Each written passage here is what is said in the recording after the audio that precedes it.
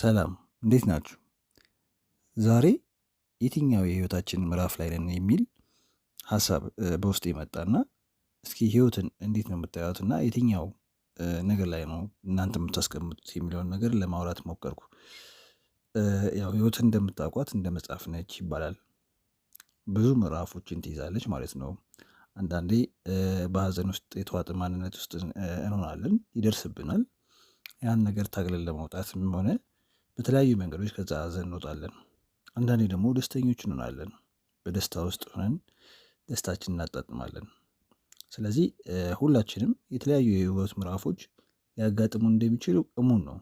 ግን እነዚህን ነገሮች የምንወጣበትና እነዚህን ነገሮች የምንረዳበት መንገድ እንዴት ነው የሚለው ላይ ነው ሀሳባችን በደንብ ማወቅ ያለብን ማለት ነው። ሁሉም ነገር የራሱ የሆነ ምዕራፍ አለው ሁሉም ነገር። ስለዚህ እነዚህን ገጾች መግለጥ ያስፈልገናል ማለት ነው። ምክንያቱም ገጾችን ካልገለጥናቸው በጭራሽ ወደ የትኛው ምዕራፍ እየተሸጋገርን እንደሆንን መለየት አንችልም። ስለዚህ የትኛውም የህይወት ምዕራፍ ውስጥ ብንሆን ገጾችን ቀስ እያለን እያስተዋልን መግለጥ ያስፈልጋል ማለት ነው። እናም ራሳችንን ወደ ተሻለ ምዕራፍ ለማሸጋገር ምን አይነት መንገዶችን ነው የምንጠቀመው? ምን አይነት የህይወት ፍልስፍናዎች ነው ያሉን የሚለውን ነገር እስኪ አንድ ባንድ ለማውራት እንሞክር። እስኪ ብዙ ጓደኛ ያለችው ሰዎች ራሳቸውን በደንብ ለማወቅ ሞክሩ። ለእኔ ብዙ ጓደኛ ማብዛት ያን ያክል ጠቃሚ ነው ብዬ የማስብ ሰው አይደለሁም። ብዙ ጓደኛ ስናበዛ ምናልባት ወሳኝ ሰዓት ላይ አጠገባችን ላይኖሩ ይችላሉ፣ ሁሉም ሰዎች ማለት ነው። ስለዚህ ለእኛ ትልቅ መስሎ የሚታየን ነገር ወይም ደግሞ በሰዎች መከበብ እንደ ትልቅ ምዕራፍ መስሎ የሚታየን ነገር ምናልባት የውድቀታችን መነሻ ሊሆን እንደሚችል ሁላችንም ማስተዋል ሊኖርብን ይችላል ብዬ አስባለሁ። ሌላው ስንቶቻችን ሰዎችን በአለባበሳቸው ወይም ደግሞ በማንነታቸው ወይም ደግሞ እንዲሁ አይተናቸው ብቻ የምንንቃቸው ወይም ደግሞ ለነዛ አክብሮታችን የሚቀንሰው?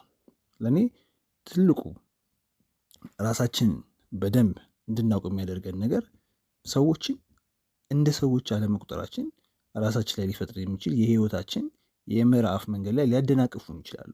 ምክንያቱም ትንንሽ ብለን የምናስባቸው ሰዎች ላይ ብዙ ትልቅ ሀሳቦች፣ ብዙ መገለጽ የሚገባቸው መጽሐፎች፣ ብዙ ራሳቸውን አልፎ ሌሎችን ሰዎች ሊያስተምሩ የሚችሉ ብዙ ነገሮች ልናቅ እንችልባቸዋለን። ስለዚህ ሰዎችን ባንንቅ ወይም ደግሞ ሰዎችን አይተን ሳንመረምር ሳናቅ ለነሱ ዝቅተኛ የሆነ ግምት መስጠት አንዳንዴ ብዙ ሊቀይሩን የሚችሉ ሰዎች በአጠገባችን ሊኖሩ ስለሚችሉ በሱ መንገድ ብናስበው የሚል አመለካከት አለኝ።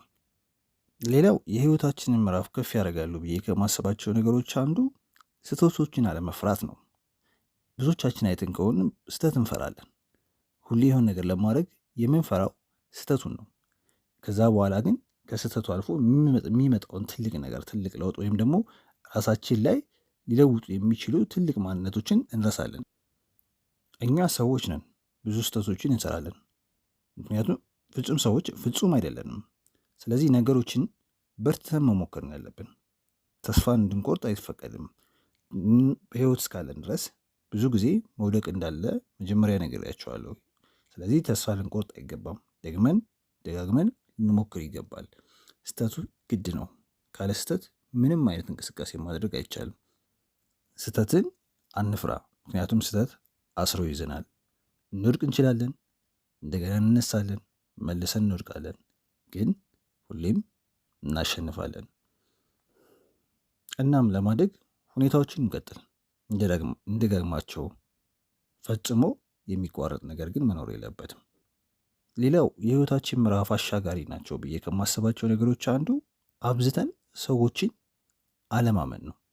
ሰዎችን ልናምን እንችላለን፣ ማመንም አለብን። ግን ሰዎችን አብዝተን ስናምን የህይወታችን ምዕራፍ ሊቀለበስ ይችላል። ምክንያቱም ህይወት በብዙ ውሸታም ሰዎችና በካዲ ሰዎች እንደተሞላች እናውቃለን። ነገሩን ከባድ ደግሞ የሚያደርገው ምንድን ነው? አንተ ይበልጥ እየተለወጥክ ወይም እኛ ይበልጥ እየተለወጥን፣ አንቺ ይበልጥ እየተለወጥሽ በመጣሽ ቁጥር ፈተናችን ይበጣል። አስተውለን እንራመድ። በኋላ ሩጠንም ላንደርስባቸው እንችላለን። ተረት ሊተርቱብን ይችላሉ። ያን እስኪተርቱብን ግን መጠበቅ የለብን። እምነታችንን ፈጣሪ ላይ ብቻ እናድርግ። አንዳንድ ያስተውላችሁ ከሆነ በጣም አሳቢ መስለው እየታዩን ነገር ግን በጣም በምንፈልጋቸው ሰዓት አጠገባችን ላይ አይገኙም። ይሄ ነገር በጣም ይጎዳል፣ ያማልም። ግን ምን መሰላችሁ? በጣም ጥሩነቱ በራሳችን እንድንተማመን ያግዘናል። እናም የልባችንን ደህንነት መጠበቅ አለብን። ከኛ በላይ ስለኛ አውቅልሃለሁ የሚለን ሰው ያው እንዲያወራ ልንፈቅድለት እንችላለን። ግን እኛ መንገዳችን መቀጠል ያለብን። ያው ሰዎች ስናገኝም ስናጣም የሆነ የዳቦ ስም ይሰጡናል። ሌላው በህይወታችን ምዕራፎች ላይ አዎንታዊ ተጽዕኖ የሚያሳድሩብን ነገሮች መካከል አመስገኞች መሆን አለብን። ጓደኞቻችንን፣ እውነተኛ ጓደኞቻችንን ለእኛ በህይወት መቀየር ውስጥ ብዙ ነገር ለእኛ ያደረጉልን ሰዎች ትክክለኛ መገባት ወይም ደግሞ የሚገባቸውን በህይወት ውስጥ ቦታ እንደሚገባቸው አድርገህ ማሰብ አለብህ። ስለዚህ ሁልጊዜ ከአንተ ጋር ለነበረው ጓደኛ አመስግነው፣ ላደረገልህ ነገር ሁሉ አድንቀው። ምናልባት ዝቅ ስትል ከፍ እንድትል አድርገዋል። እናም ለሁሉም ነገር ዕዳ አለብህ።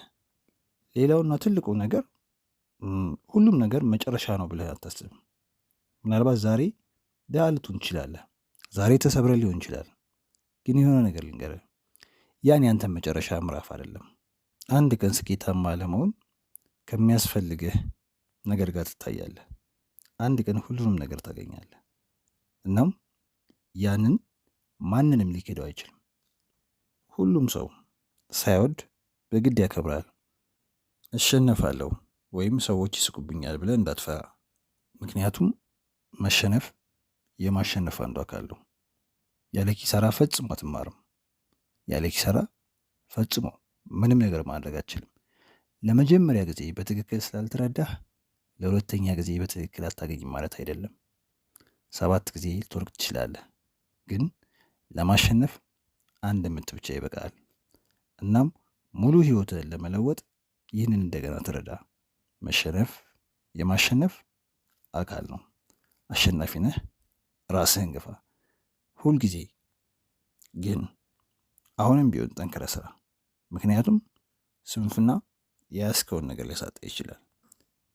ጠንክሮ ከመስራት ውጭ ሌላ መተማመኛ የለህም።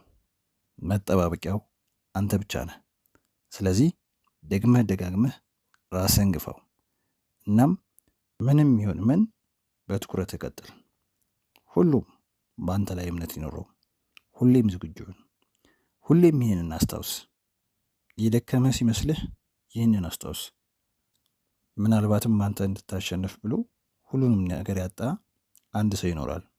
ምናልባትም አባትህ ሊሆን ይችላል። በህመም ውስጥ ሁሉ ከአንተ ጋር የነበረችው እናትህን አስታውስ። እስኪ ተመልከታቸው። ምናልባትም አሁን ላይ ደክመዋል። ስለዚህ አንተ በህይወትህ የምትዝናናበት ጊዜ አይደለም። ለምን ትዝናናለህ? ጊዜን ተጠቀም። ጊዜው አሁን ነው። ህይወትን በቁም ነገር የምትወስድበት ጊዜ። እናም እንዲቆርብህ አድርግ። እመነኝ፣ ታሸንፋለህ። አዎ ታሸንፋለህ። ሰናይ ጊዜ